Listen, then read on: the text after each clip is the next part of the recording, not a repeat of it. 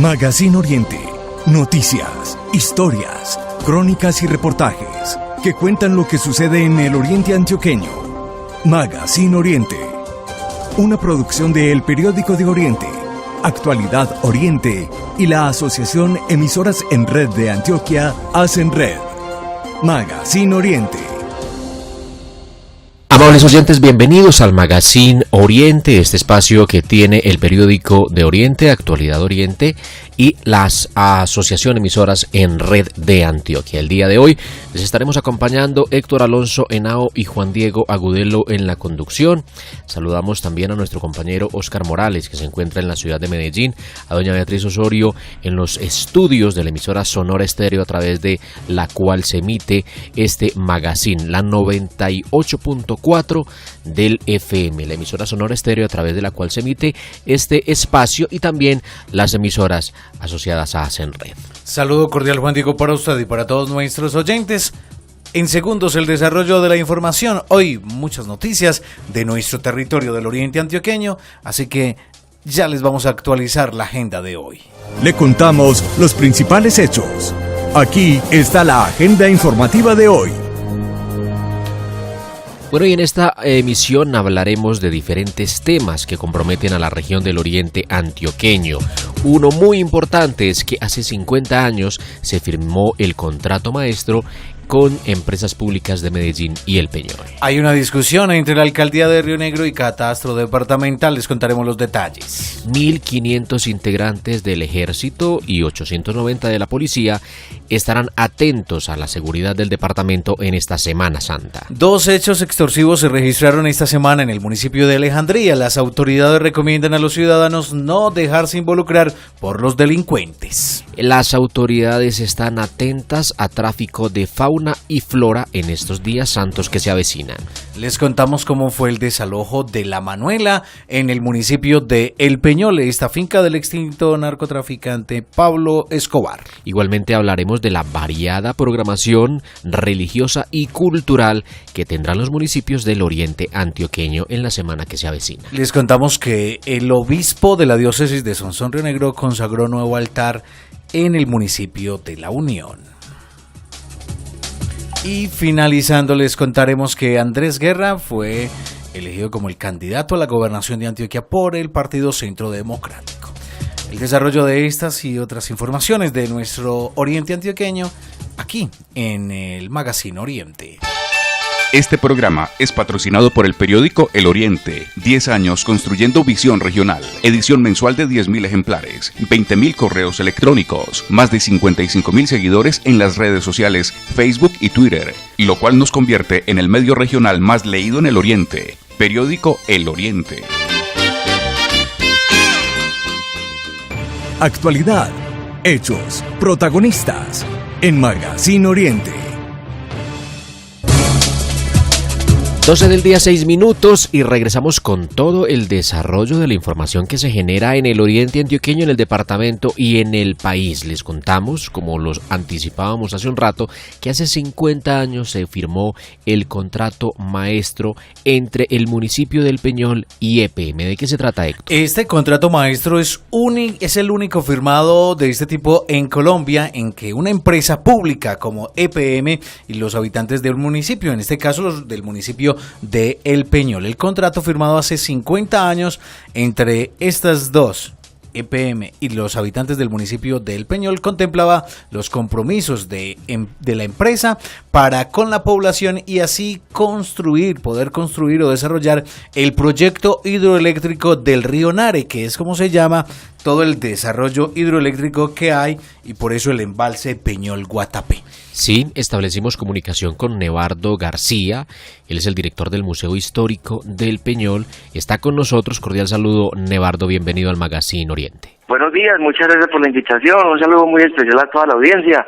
Como usted lo notaba hace unos segundos, en el día de hoy, 12 de abril, la comunidad del Peñol está conmemorando los 50 años del contrato maestro, un documento de trascendental importancia que se suscribió el 12 de abril del año 2069, con el cual se determinó cómo se iba a solucionar la emergencia social derivada por el desplazamiento de la comunidad para dar paso a la construcción del embalse hidroeléctrico del río Nare.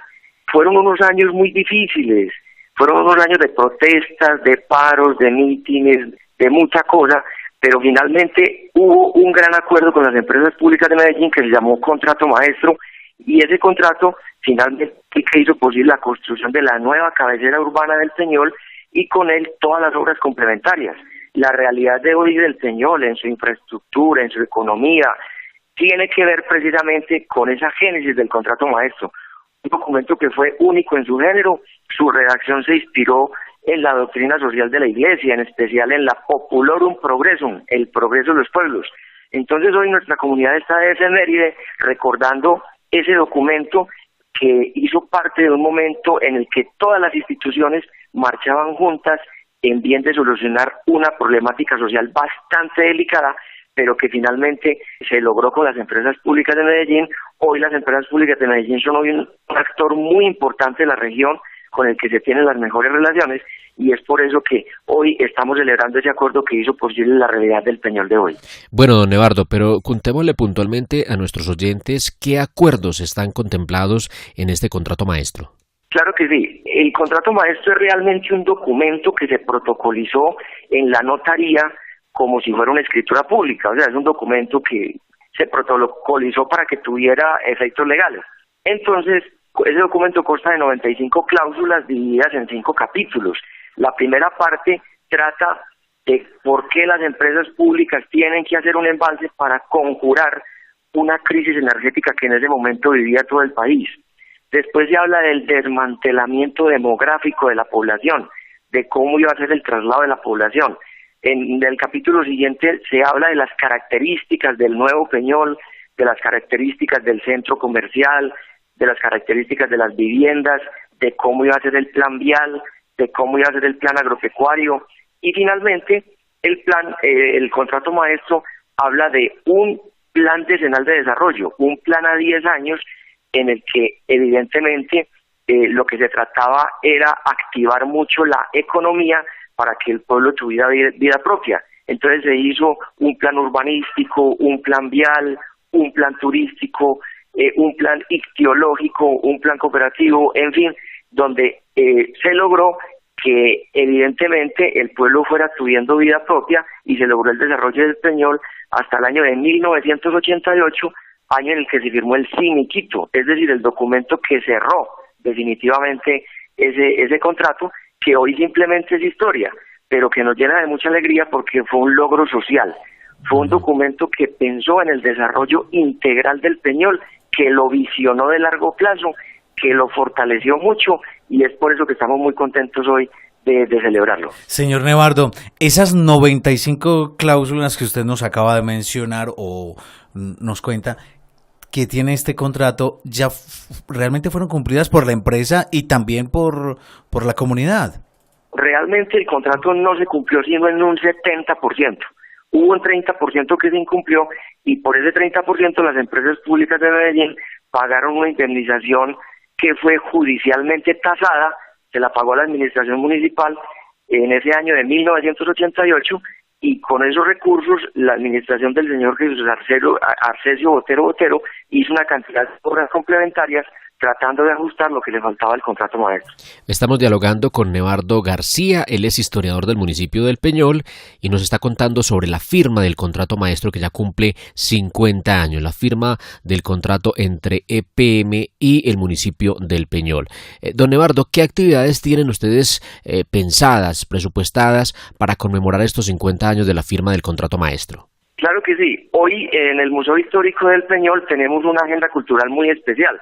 Anoche logramos hacer la apertura de una gran exposición que se llama Los objetos del contrato, donde hay una cantidad de fotografías, de elementos y de objetos que hicieron parte pues como de lo que significó firmar ese contrato. Es una exposición para la que estamos invitando abiertamente a toda la comunidad del Oriente Antioqueño para que la pueda apreciar. En horas de la tarde, a las 2, tendremos un conversatorio para analizar el plan pastoral que se utilizó en esa época, que se diseñó por parte del equipo de sacerdotes para atender esa emergencia social.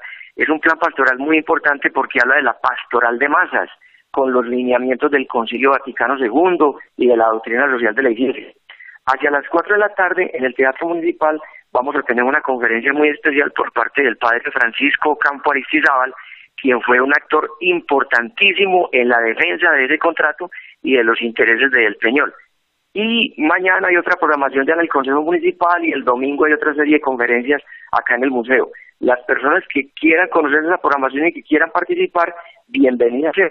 Y la pueden consultar en el sitio web de nuestro museo histórico, que es www.museohistoricoelpenol.com. Es José Nevardo García, historiador del municipio del Peñol, hablándonos de el contrato maestro, 50 años que se conmemoran el día de hoy. Nevardo, muchas gracias por estar con nosotros en Magazine Oriente. A usted muchas gracias por la invitación a este programa y a todos los oyentes, muchísimas gracias y bienvenidos serán por el municipio del Peñol cuando deseen acompañarnos por acá por el museo. Muchas gracias. Actualidad Oriente, noticias, opinión y análisis del acontecer informativo de los 23 municipios del Oriente Antioqueño. Actualidad Oriente, prensa alternativa desde la región para que estés bien informado. Visítanos actualidadoriente.com.co y síguenos en Twitter, Facebook, YouTube e Instagram. El Oriente Antioqueño es noticia. 12 del día, 14 minutos y una situación infortunada se presentó entre Catastro Departamental y el alcalde de Río Negro. Catastro Departamental le pide al alcalde de Río Negro diferenciar entre usos del suelo y sector catastral. ¿Qué sucedió? El alcalde del municipio de Río Negro dijo que Catastro Departamental estaba poniendo como algunas trabas y que había unos visos de corrupción en algunas situaciones, puntualmente con el tema catastral en Río Negro. La discusión inició el pasado miércoles esta semana cuando el alcalde de Río Negro, Andrés Julián Rendón, advirtió en una carta al gobernador de Antioquia, abro comillas, riesgo de corrupción en catastro departamental. Según el mandatario rionegrero, 297 predios rurales de Río Negro pasaron a ser predios urbanos. Aquí está lo que dijo el alcalde del municipio de Río Negro al gobernador en su carta. Escuchemos. Es muy grave lo que eventualmente tuvieron como intención de hacer, ojalá no lo hagan en el catastro departamental, donde nosotros, después de haber actualizado el valor catastral con esta oficina durante 2018 para 322 hectáreas que están catalogadas como lotes de engorde, ellos quisieran hace un par de semanas reversar esas decisiones y esos actos administrativos. Por eso le dijimos al gobernador que pusiera el ojo sobre eso, porque no nos olía bien y porque supimos que ese cambio de actitud frente a lo que fue una gran medida que acompañaron durante todo el 2018 a la administración municipal de Río Negro fue fruto de presiones de grandes desarrolladores inmobiliarios que estuvieron merodeando esas oficinas y buscando cómo echaban para atrás las resoluciones que los están poniendo a tributar hoy en función del aprovechamiento y de las grandes posibilidades de licenciamiento urbanístico con el que cuentan sus predios. Mientras tanto, desde la Gobernación de Antioquia, puntualmente desde la Gerencia de Catastro de Antioquia, el doctor Luis Gonzalo Martínez, gerente de esta dependencia, instó al mandatario de los rionegreros a revisar los artículos 10, 11, 28 y 85 de la Resolución 70 del año 2011 del IGAC y los artículos 31 y 32 de la Ley 388 de 1997. Y también pues plantean desde Catastro Departamental que la comunidad rionegrera rechaza el aumento injustificado en el impuesto predial fijado por el Consejo y la Administración Municipal.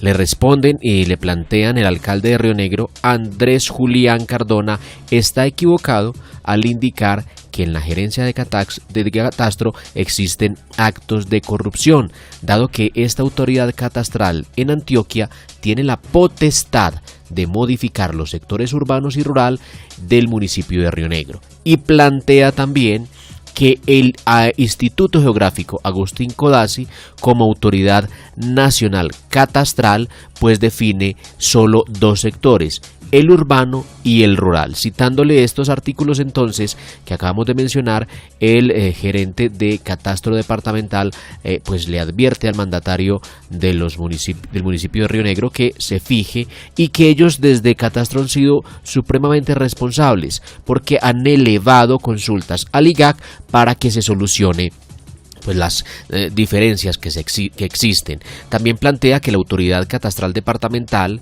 entendiendo la preocupación del municipio, le ha solicitado de manera escrita al alcalde Andrés Julián Rendón Cardona y a través de la mesa de trabajo la certificación de suelo que involucra 297 predios y a la fecha el municipio no ha llegado ninguna respuesta. Información del Oriente Antioqueño. Estamos en Magazine Oriente. Una pausa, ya regresamos con más información. Ahora es muy fácil escuchar las radios del Oriente Antioqueño. Ingrese desde el dispositivo móvil a su tienda de aplicaciones. Busque y descargue la aplicación Hacen Red y disfrute de nuestras emisoras asociadas y de la información de la región. Magazine Oriente, de lunes a viernes. Escúchenos a las 12 del mediodía por esta emisora. A las 12 del día, 17 minutos, está con nosotros ya nuestro compañero Óscar Morales. Óscar, buena tarde. Óscar, buenas tardes, ya está con nosotros. Bueno, parece que tenemos alguna dificultad en la comunicación. Óscar en este momento se encuentra en la ciudad de Medellín acompañando una rueda de prensa muy importante donde nos va a hablar de temas políticos que se desarrollan en la mañana de hoy. Importantes anuncios entonces desde el Centro Democrático porque ya han definido su candidato a la gobernación. Óscar, buenas tardes. Hola Juan Diego, ¿qué tal? Buenas tardes. Saludos cordial para todos los compañeros en la mesa de trabajo, por supuesto, para esa inmensa audiencia del Magazine Oriente en todo el Oriente Antioqueño. Y como usted lo dice, en unas encuestas que fueron realizadas por la firma Invamer Gallus, la que no solo se conoció el nombre oficial del Centro Democrático a la gobernación de Antioquia, sino el nombre de los 3 precandidatos que continúan en la puja para buscar el aval a la alcaldía de Medellín, pues se entregaron estos resultados, unos resultados que a juicio de muchos no sorprendieron en el sentido de que Andrés Guerra, exdiputado de Antioquia, quien en las elecciones de hace 3 años quedó de segundo frente al hoy gobernador Luis Pérez, y que desde ese mismo momento empezó su propósito para llegar nuevamente a la gobernación, pues era, digamos, como el más opcionado desde el primer momento, sin dejar de reconocer el trabajo que hizo juiciosamente el diputado Wilson Gómez. En ese orden de ideas se reveló entonces esta encuesta, Juan Diego, y se conoció que Andrés Guerra Hoyos, colega por demás, es comunicador social, exdiputado de Antioquia y ex candidato a la gobernación hace 3 años, pues vuelve a ser entonces a partir de hoy el candidato oficial del Centro Democrático y pues precisamente hablamos hace unos pocos minutos con Andrés Guerra para que le entregara las primeras impresiones a los del Magazine Oriente allí en el Oriente Antioqueño. Entender que no se es tanto cuando se gana, ni tan poquito cuando se pierde. Tener equilibrio, entender los momentos de alto vértigo, saber que cada quien está librando una batalla válida en la política y que uno está para sumar, para entender, para hacer procesos. Andrés, en directo para Magazine Oriente, ¿qué puede esperar el Oriente Antioqueño en su campaña y en su eventual gobernación? El Oriente Antioqueño y sus 23 municipios pueden esperar lo que han esperado hasta hoy, un recorrido permanente, una cercanía, un hombre que le encanta escuchar, aprender, entender, que sabe cuál es el momento del Oriente, su desarrollo, su evolución, hacer la cercanía entre esos 23 municipios, trabajar en el Valle de San Nicolás en el tema del área metropolitana y en otras regiones en la provincia, y hacer regiones ordenadas. Yo creo que es un principio básico en la infraestructura. Ya con la apertura del túnel del Oriente nos tenemos que preparar, ser conscientes, acercarnos a la institucionalidad y poder sumar en el Oriente para tener calidad de vida. Hay municipios como Nariño, como Argelia, Alejandría, San Francisco, que siempre quedan relegados en todo lo que tiene que ver con los planes de desarrollo. ¿Qué planea usted con esos municipios? Acercarlos, que sientan un gobernador cercano. Lo han sentido en más de 42 meses. Hasta allá he llegado, he conocido su problemática. El Oriente es extenso, quebrado como un acordeón geográficamente, y hay que acercarlo. Uno ve mucha inequidad entre lo que es el Oriente cercano y mediano al lejano. Hay que buscar cerrar esa brecha de la equidad, y la única manera de cerrarla es con presencia en la institucionalidad, con la ayuda del sector privado, generando gobernanza, pero ante todo con un gobernador que conozca el territorio, que cuando le hablen de él, de Nariño, de Argelia, de San Francisco, de San Luis, uno sepa de qué le están hablando. Gracias por estar en Magazine Oriente y felicitaciones. A Magazine un abrazo grande y muy importante. Agradezco de manera noble la presencia y la compañía. Este programa es patrocinado por el periódico El Oriente. 10 años construyendo visión regional. Edición mensual de 10.000 ejemplares. 20.000 correos electrónicos. Más de 55.000 seguidores en las redes sociales Facebook y Twitter. Lo cual nos convierte en el medio regional más leído en el Oriente. Periódico El Oriente. Los personajes de nuestra subregión se escuchan en Magazine Oriente.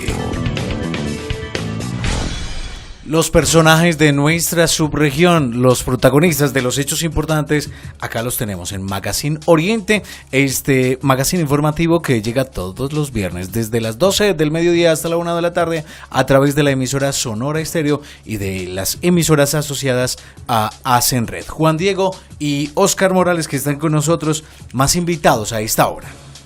Pues sí, señor, tenemos más invitados. Se trata de Javier Valencia, él es subdirector de servicio al cliente de Cornare, y lo tenemos como invitado al Magazine Oriente justamente porque las autoridades, entre ellas Cornare, por estos días están muy alertas al tráfico de fauna y flora.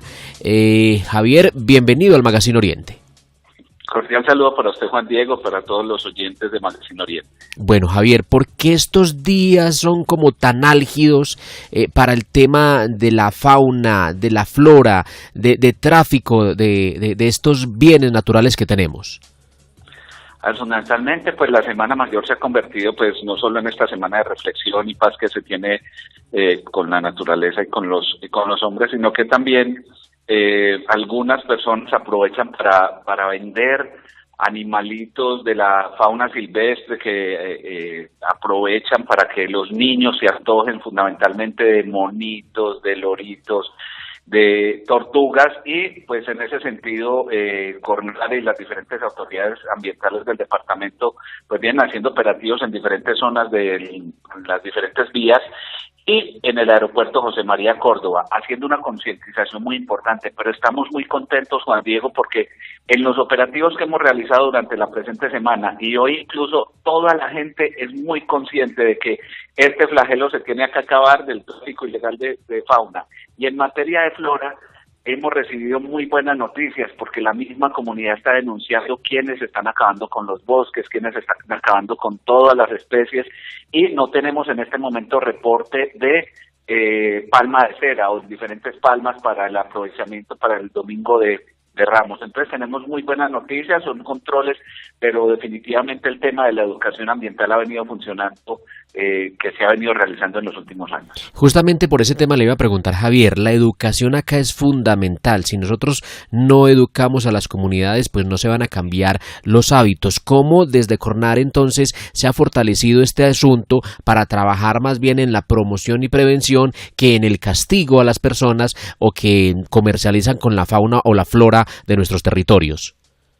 A ver, aquí hay una estrategia muy importante que se viene adelantando a partir de las juntas de acción comunales. Con cada una de las juntas de acción comunales nos hemos sentado, les hemos dicho acerca de la importancia de la protección y conservación de nuestras riquezas naturales, y también acerca de cómo debemos entonces ser partícipes de este tema de autoridad ambiental, denunciando, contándole a los alcaldes y a Cornare frente a algún ilícito que se venga produciendo. Y hay algo muy importante, y son los medios de comunicación, las diferentes estrategias que venimos realizando en colegios, juntas de acción comunal, diferentes sectores, pues los medios de comunicación han sido fundamentales para apoyarnos en ese tema de educación ambiental. Sin duda, pues nosotros es un proceso de muchos años que hoy por hoy vemos como en el oriente antioqueño creo que es la región educada ambientalmente más importante del país. Nuestro compañero Oscar Morales también tiene pregunta desde Medellín. Claro que sí, Juan Diego, Javier, ¿qué tal? Buenas tardes. Y hay un asunto con esto del tráfico de fauna y flora silvestre, y es que hasta hace algún tiempo el usar palma de cera o el usar algunas especies de flores de Semana Santa o el comprar un mico o un loro en la carretera era para algunos un asunto casi que de tradición y cultura, entre comillas, pero con el tiempo la gente se ha ido concientizando, pero lo que muchas personas desconocen es que detrás de esto hay verdaderas redes de tráfico ilegal de flora y fauna, y que esto puede llegar incluso a ser castigado con multas económicas o incluso con cárcel. Hablemos un poquito de ese tema, Javier. Cordial saludo, Oscar. Pues en efecto, en el departamento de Antioquia se tienen estadísticas muy importantes frente que hace 5 años nosotros en la época de Semana Santa pues ya tendríamos más o menos 250, 300 decomisos de fauna silvestre que iba a ser comercializada sobre todo en la ciudad de Medellín. No, ahora no hemos tenido reportes, sino más o menos de 20, 25 individuos. Son personas que siguen trabajando en esa comercialización, obviamente subiendo los costos, pero ya el tema es que no hay compradores en ese sentido. Es decir, la comunidad ya se ha venido concientizando de que son animales y especies que no deben tenerse en los hogares, ni en las casas, ni en las fincas. Y entonces, a pesar de que hay muy bajo tráfico ya, pues tampoco hay compradores en ese sentido. Es algo muy importante porque la gente se ha venido concientizándose. Entonces, se ha disminuido casi que en un 90% el tráfico ilegal de flora y fauna, no solo en la época de Semana Santa, sino durante todo el año en cada una de las corporaciones autónomas y el área metropolitana del Valle de Aburrá. Señor Javier, con las buenas tardes, ¿qué medidas o cuáles son las penas, de llamarlo así, para estas personas a quienes se les encuentra la fauna o flora importante para el territorio, se las logran decomisar? A nosotros, pues primero es el decomiso que es lo más importante y logramos entonces una rehabilitación en el caso de la fauna. En el caso de la flora, pues hay decomiso y se tiene una obligación en caso de conocer de dónde proviene esa flora, esa madera, o esas especies vegetales, hay una obligación de restaurar o por lo menos acometer acciones para recuperar el área donde fue explotada. Pero hay algo muy importante y es que ya está dando cárcel, es algo muy importante y es que 5 años de cárcel, hasta 50 salarios mínimos mensuales vigentes. Entonces es algo que ya estamos tomando las medidas cautelares y además las medidas económicas. Es algo también que ha venido afianzándose en el país. Y nosotros en el oriente antioqueño pues ya contamos que el 95% de las entregas de la fauna silvestres son voluntarias y en ese sentido entonces creemos e insistimos que el tema de la educación ambiental ha sido importante. Estamos dialogando con el señor Javier Valencia, él es subdirector de servicio al cliente de la corporación Cornare, hablando de fauna y flora, de tráfico de algunas especies durante esta Semana Santa. Pero queremos aprovechar que está con nosotros, señor Valencia, para conversar sobre el tema de minería. Ustedes han venido adelantando una serie de reuniones con los mandatarios de la subregión para tratar este tema de minería. ¿Qué han hablado? ¿Cómo va este tema de extracción de minerales y de materiales en el territorio? Nosotros convocamos, precisamente Cornare ha venido convocando desde hace algunos meses un PMU, y ese PMU fundamentalmente es para tratar temas de minería ilegal que se hayan presentado en nuestra región. En este momento tenemos 4 focos de minería ilegal, obviamente no les podría decir los sitios exactos porque estamos en este momento a puertas de operativos, y esto lo hacemos entonces con los alcaldes municipales, que son las autoridades responsables de la minería ilegal en su jurisdicción, con el ejército, con la policía, con la fiscalía, con la procuraduría y por supuesto con Cornare. Estamos haciendo todo este tema entonces de montaje de operativos de minería ilegal. Esperamos que en el mes de mayo tendremos 4 grandes operativos que nos vienen pues no solo contaminando y afectando los recursos naturales, sino que están afectando la dinámica en algunas veredas, en algunas poblaciones de nuestro oriente antioqueño, y que incluso hemos tenido ya información por toda la inteligencia que se viene realizando como minería criminal y minería armada. Entonces, CORNARE convoca a esas reuniones, miramos todas las coordenadas, verificamos si hay título minero, si hay licencia ambiental, qué tipo de afectación se viene realizando, si se está utilizando mercurio, si hay actores ilegales, y procedemos a hacer el operativo. En este momento tenemos entonces a portas 4 grandes operativos en nuestra jurisdicción del oriente antioqueño, y creemos que con eso solucionamos casi que el 100% de nuestra minería ilegal. No tenemos pues la situación que se presenta en el Bajo Cauca antioqueño. Y también pues hemos recibido denuncias de algunas dragas en los ríos, pues seguimos invitando a la comunidad para que nos pongan esas denuncias, y con los alcaldes pues estamos actuando en ese sentido porque son operativos mucho más sencillos que pueden realizar las administraciones municipales. Yo también me voy a aprovechar un poco de tener al subdirector de servicio al cliente de CORNARE para preguntarle sobre algo, una noticia que compartimos esta semana, y es la privatización de ríos, especialmente en el municipio de San Rafael. Hay comunidad que está denunciando este asunto, que los propietarios de los lotes por donde pasan los ríos están poniendo muros, están soltando, por decirlo de alguna manera, perros bravos para que las personas no disfruten de las charcas de los ríos. Don Javier, ¿qué le podemos explicar a la gente respecto a este asunto? ¿El río es privado o es público?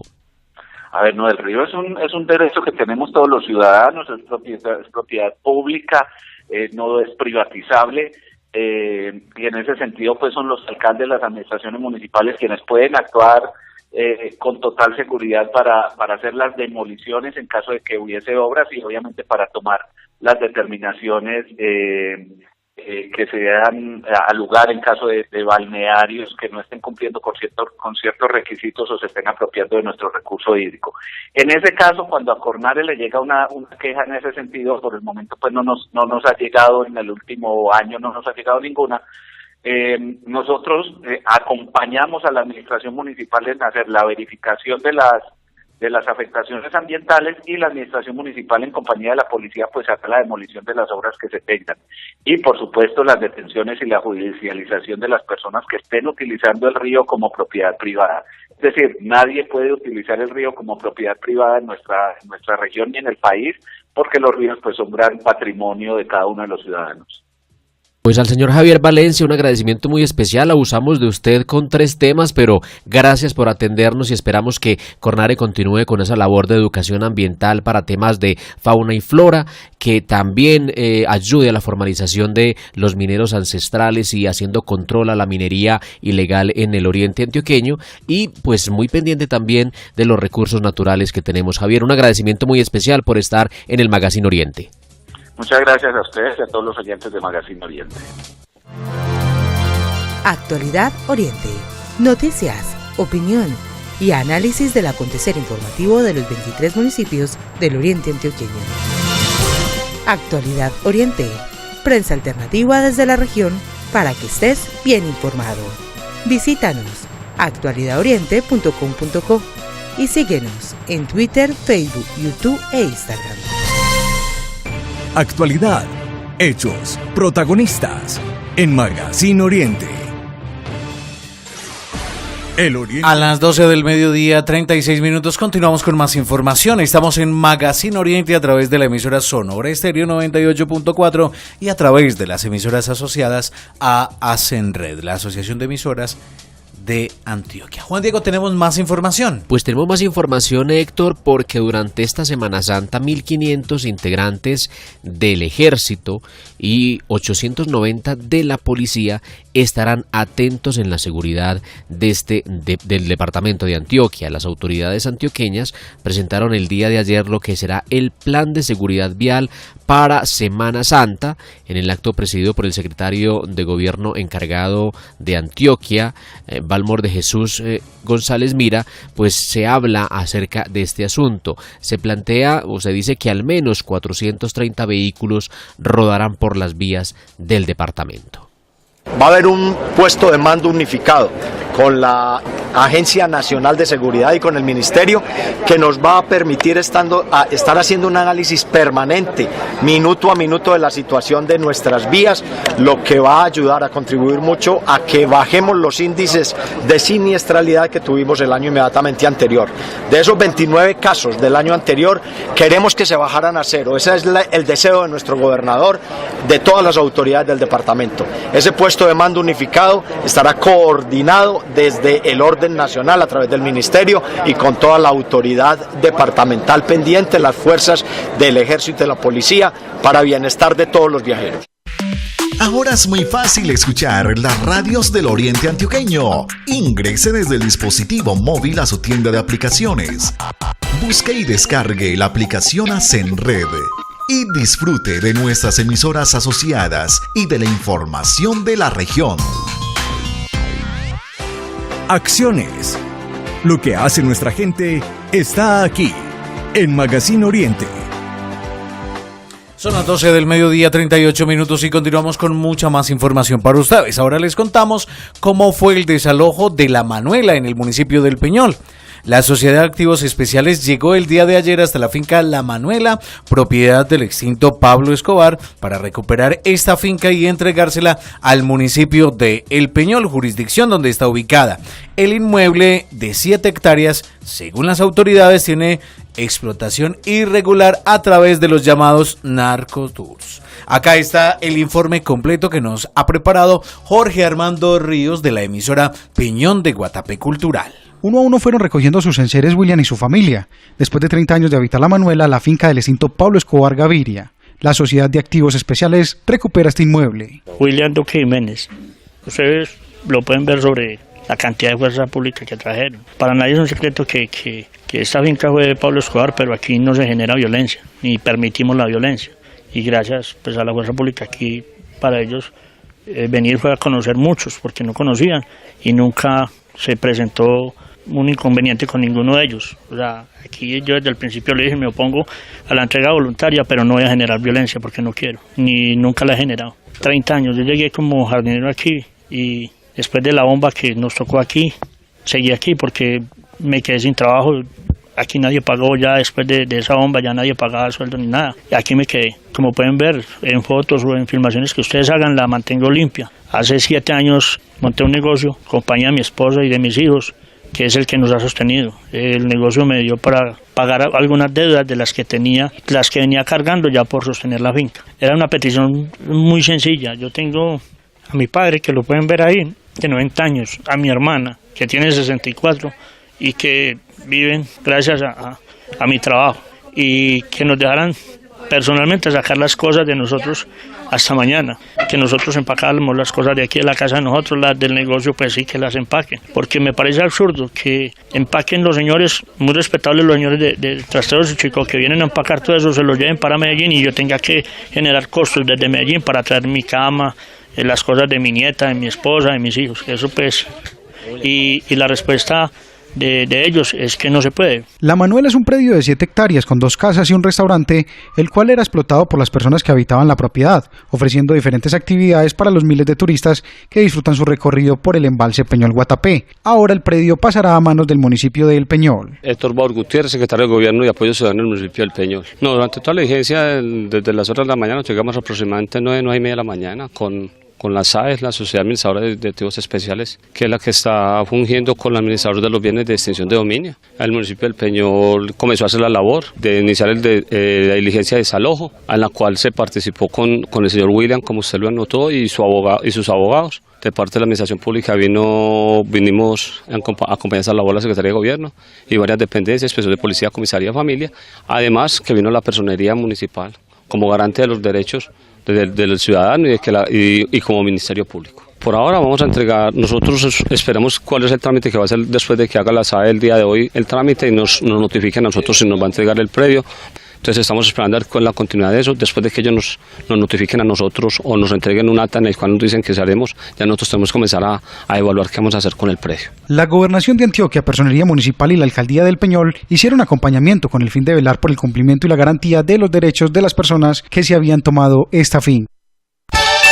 Este programa es patrocinado por el periódico El Oriente. 10 años construyendo visión regional. Edición mensual de 10.000 ejemplares. 20.000 correos electrónicos. Más de 55.000 seguidores en las redes sociales Facebook y Twitter. Lo cual nos convierte en el medio regional más leído en el Oriente. Periódico El Oriente. Los personajes de nuestra subregión se escuchan en Magazine Oriente. 12 del día, 42 minutos, y el próximo domingo inicia la Semana Mayor, la Semana Santa, que celebraremos los católicos en todo el mundo.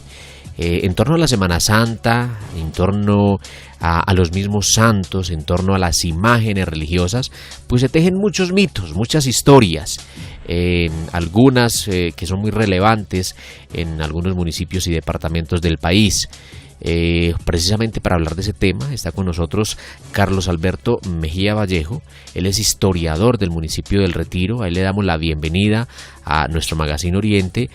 Don Carlos, cuéntenos cuáles son esos mitos que tenemos, sobre todo acá en el Oriente antioqueño, con la Semana Santa y con las imágenes, con los santos que nosotros llamamos en las parroquias del Oriente. Buenas tardes, Juan Diego, Héctor, un saludo. Muy agradecido pues por esta invitación. Sí, la imaginería que tiene este Oriente antioqueño es muy valiosa. Tenemos imágenes de diferentes lugares, tanto de acá de Colombia como del exterior. Aquí próximo está la imaginería de las escuelas Carvajal, Osorio, y tenemos también Caspicaras y de otros orígenes también, pues vuelvo y te repito. Y con ello se ha tejido una cantidad de situaciones, digamos, entre mitos y realidades. Ajá. Recordemos, por ejemplo, estas ventajas que han tenido los indios de nuestro territorio, por parte, pues, como de mi Dios. Sí. Mira, Juan Diego, en México, ajá, con la guadalupana, aquí las Lajas. También una india tuvo una experiencia con ese descubrimiento. En Nariño, ¿cierto? Sí, en Nariño, aquí mismo en San Antonio de Padua, por medio de una indígena en 1667 también tuvo un descubrimiento, aunque acá está la mitología por dos vertientes. Una de unos indios pescadores que se encontraron un tronco que bajaba por el río y allí encontraron pues como dos figuras de San Antonio. Una de ellas, uno de los indios se quedó con ella, la otra, pues se aplomó y no fue capaz de trasladarla, y están entonces esos dos mitos acá en San Antonio, que son bastante interesantes. Digamos, por decir algo, saliéndonos un poquitico del contexto de Semana Santa, como para que la gente comprenda, en muchas de las casas de nuestros ancestros y nuestros padres, nuestros amigos, hermanos, hay algunas costumbres, por ejemplo, de taparle el niño a San Antonio para que aparezcan ciertas... O de esconderlo. O esconderlo porque se perdieron unas llaves. O de amarrarle la pata. O de amarrarle la pata. Ajá.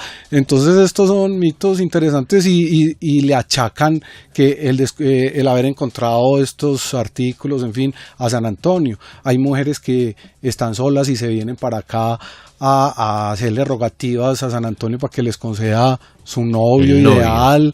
Bueno, ya en el aspecto de las imágenes de Semana Santa, pues recordemos que nosotros tuvimos esa conquista por españoles, nos dejaron toda esta iconografía para las épocas que hemos transcurrido en medio de tantas guerras como ha tenido Colombia.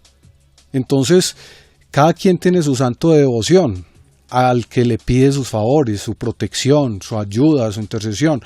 Y en muchas formas, pues, se han manifestado esos favores. Entonces, ahí es donde están los mitos y las realidades. Porque, por decir algo, con estos indígenas que les ha tocado estos maravillosos sucesos divinos, digo yo, les ha tocado una lucha impresionante para que la iglesia los reconozca.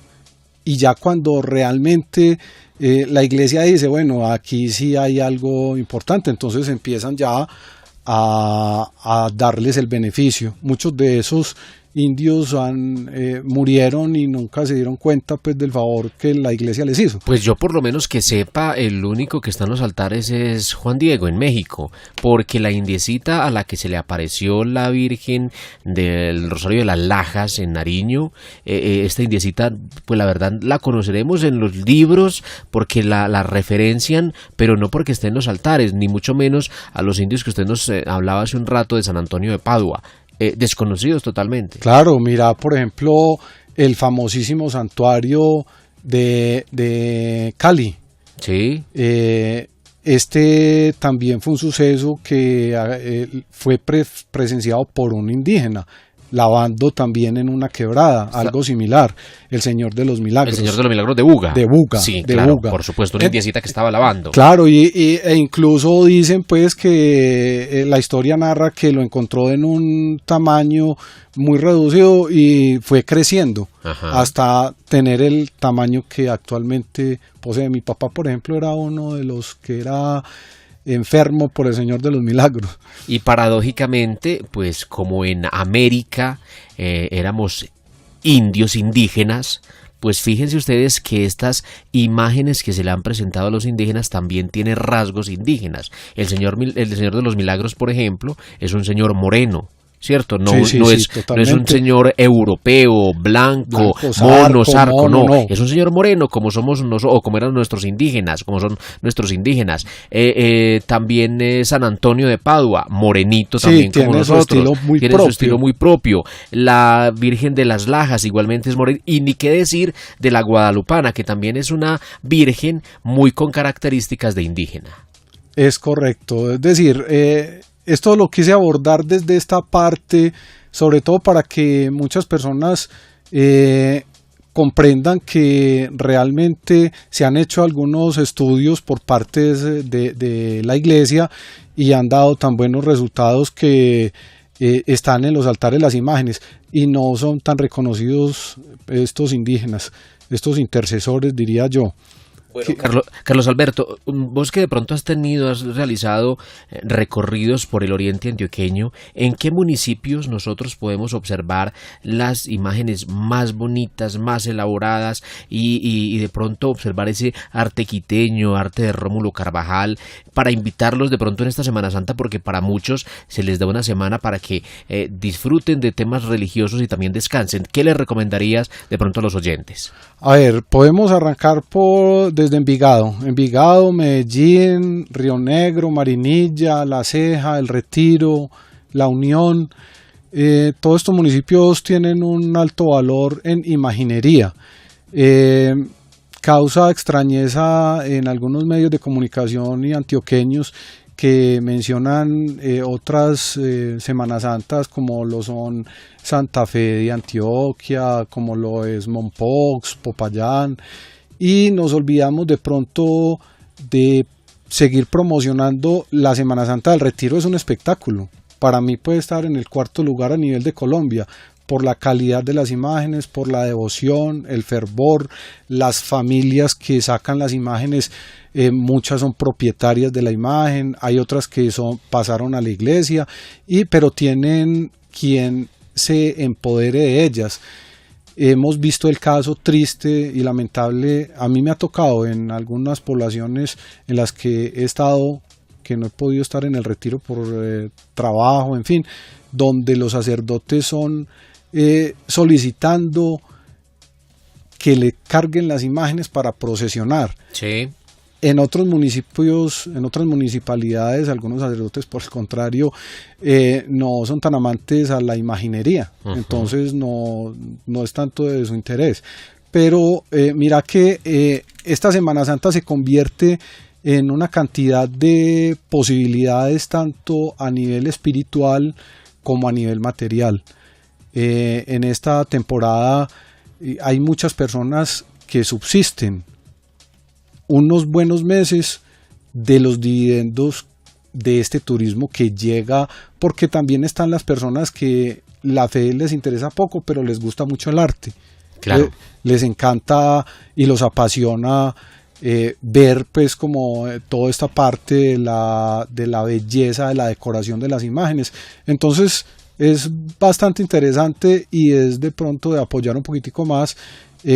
Marinilla en muchas ocasiones no se menciona, y Marinilla tiene a nivel de música religiosa esplendores. Mi hermano, por ejemplo, en el retiro, Alfredo le compuso marchas a todas las imágenes que tiene la parroquia, tanto de Semana Santa como otras que no son de Semana Santa, tienen sus marchas. Y esto es una riqueza impresionante que es de valorar. Bueno, vale la pena entonces visitar el retiro. A don Carlos Alberto Mejía Vallejo, un agradecimiento muy especial, y muy seguramente lo tendremos esta tarde en el programa radial Buena Tarde, también hablando de algunos mitos que son muy propios de esta época. Y pasando a otros temas, Héctor, pues se vuelve a hablar de área metropolitana en el departamento de Antioquia, y puntualmente se habla del área metropolitana para el oriente antioqueño. Así es, ayer jueves 11 de abril, el gobernador de Antioquia, Luis Pérez Gutiérrez, asistió a la instalación de la sesión descentralizada de la Comisión de Seguimiento del Proceso de Descentralización y Ordenamiento Territorial del Senado de la República. En su intervención, el gobernador de Antioquia, Luis Pérez Gutiérrez, le pide a la comisión acelerar el proyecto de ley para la creación de 2 áreas metropolitanas en los territorios del Oriente y el Urabá antioqueña. En el Urabá está en proceso de terminación la vía doble calzada que unirá los municipios de Chigorodo, Carepa, Apartado y Turbo. Aquí la petición entonces de Luis Pérez Gutiérrez para acelerar la ley y para crear las áreas metropolitanas, especialmente la del Oriente antioqueño. Esta gran sesión para tocar 2 temas. El primer tema es pedirle a la comisión que nos acelere el proyecto de ley donde estamos disminuyendo al 5% la votación que se necesita para aprobar un área metropolitana. Dejarla en unos niveles del 25-30%, prácticamente es enterrar la posibilidad de que hagamos nuevas áreas metropolitanas en Colombia. La ley no puede andar detrás de los desarrollos urbanísticos. Nosotros en Antioquia hoy tenemos 2 territorios que están reclamando a gritos la creación de áreas metropolitanas. Tenemos el territorio de el Oriente cercano, que creo yo no hay ninguna región en Colombia que esté creciendo en la parte urbanística más que el Oriente antioqueño. Esa entonces la petición de Luis Pérez Gutiérrez al Senado de la República para que se acelere la ley que permite la creación de áreas metropolitanas. Pausa, regresamos, vamos a estar en el municipio de Alejandría en segundos. Ahora es muy fácil escuchar las radios del Oriente Antioqueño. Ingrese desde el dispositivo móvil a su tienda de aplicaciones. Busque y descargue la aplicación Hacen Red y disfrute de nuestras emisoras asociadas y de la información de la región. Magazine Oriente, de lunes a viernes. Escúchenos a las 12 del mediodía por esta emisora. Tenemos más información, vamos a ir hasta el municipio de Alejandría, donde se han presentado algunos hechos extorsivos, 2 de ellos. Uno con llamadas telefónicas realizadas a los habitantes de esa localidad, y otro hecho que está involucrando a una estudiante. Así lo ha dicho el secretario de Gobierno Alejandro Ocampo del municipio de Alejandría. Escuchemos. Yo quisiera aprovechar esta fin de semana, el sábado exactamente, se estuvieron recibiendo unas llamadas intimidantes por personas que se hacían pasar por miembros del Clan del Golfo. Llamaron a diferentes personas, entre ellos funcionarios de la administración municipal, repito, haciendo llamadas intimidatorias. Inmediatamente las autoridades se pusieron alertas con el Gaula la policía y la fiscalía, y se pudo establecer que se trataban de llamadas carcelarias, es decir, llamadas que se hacen al interior de las cárceles del país. En la semana hubo una captura a una joven estudiante de la institución educativa Procesa Delgado, mayor de edad, quien estaba pidiéndole dinero a una compañerita a cambio de la devolución de un anillo, y esto se tipificó como extorsión, fue capturada por la policía y fue dejada a disposición de la fiscalía. A la comunidad lo que le decimos es que esté tranquila. En el municipio no hay presencia de ningún grupo armado al margen de la ley, no hay presencia de bandas criminales. El municipio se encuentra completamente tranquilo, así que cualquier llamada que reciban intimidatoria, pues son personas inescrupulosas que están tratando de pescar en río revuelto, y con una gran certeza lo están haciendo desde las cárceles. Eso es lo primero, no dejarse asustar, no dejarse intimidar. Las autoridades hacen presencia y garantizamos que no hay presencia de grupos armados. Y lo segundo, si la tranquilidad se los permite, pues ojalá conversar con el delincuente, porque con eso ganamos dos cosas. Uno, que les gastemos minutos, y al gastarles minutos de los escasos que tienen en la cárcel, pues vamos a evitar que extorsionen a otras personas. Y tres, si logramos sacarles información a qué número de cuenta o con qué número de cédula es que ellos quieren que hagamos la transferencia por cualquiera de los medios existentes, pues digamos que vamos a tener un avance para que las autoridades indaguen sobre quiénes son los responsables de estas llamadas. Gracias, secretario. Y frente a este tema, tengan mucho cuidado, por favor no se dejen involucrar, regularmente lo hacen. Yo tengo un familiar acá y a veces apuntan al nombre de nuestro familiar o de un amigo y hacen que nos preocupemos, pero por favor no vayan a caer en la trampa, la recomendación de las autoridades. Más información, Juan Diego. Sí, señor, porque la Semana Santa en el Oriente Antioqueño tiene una variada programación, ya lo hablábamos hace un momento con don Carlos Alberto, pero también tengan en cuenta Marinilla, Río Negro, el Carmen de Viboral, La Ceja, se destacan por su programación cultural en la que se presentarán reconocidas bandas sinfónicas, coros, estudiantinas, ensambles vocales, para que las personas disfruten también de esta semana, el arte de la Semana Mayor. Igualmente, Semana Santa en vivo en los municipios de San Vicente, Cocorná, Alejandría, Granada. Guatapé, Granada.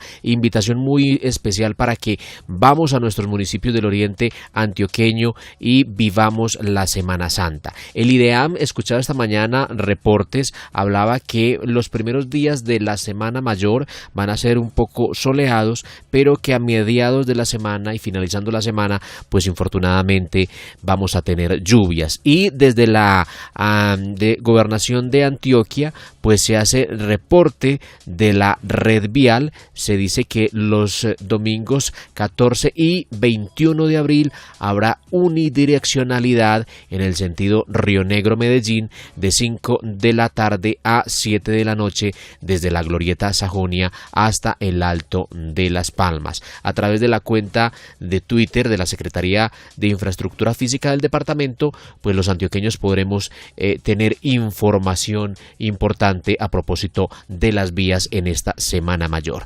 Ya lo recordamos también, tener cuidado con el tráfico, denunciar el tráfico de fauna y flora en el Oriente Antioqueño para que no acabemos con nuestros recursos naturales, vivamos una Semana Santa en paz, ojalá en familia, y volvemos a reiterar visitando los municipios de nuestro Oriente Antioqueño. Antes de finalizar el magazine Oriente, les contamos que la Alcaldía de Río Negro acaba de lanzar los prepliegos para licitación del transporte integrado y garantizar un transporte moderno, eficiente, organizado y seguro a los rionegreros. Dice, aparte del comunicado de prensa, las empresas que hoy prestan el servicio no entregaron propuestas para acelerar los convenios de colaboración y de esta manera operar el transporte colectivo para ellas mismas. Con mucha inquietud, pareciera que la apuesta de los transportadores es la de dilatar a la espera de un año electoral. Entre otros, el boletín de prensa sobre estos prepliegos para licitación del transporte integrado en Río Negro. Sí, señor, en la página oficial de la alcaldía del municipio de Río Negro se encuentran estos prepliegos. Miraremos a ver qué sucede con el transporte urbano, con la estrategia Sonrío en el municipio de Río Negro. Amables oyentes, hasta este momento nuestro Magazine Oriente. Magazine Oriente. Noticias, historias, crónicas y reportajes que cuentan lo que sucede en el Oriente Antioqueño. Magazine Oriente. Una producción de El Periódico de Oriente, Actualidad Oriente y la Asociación Emisoras en Red de Antioquia hacen red. Magazine Oriente.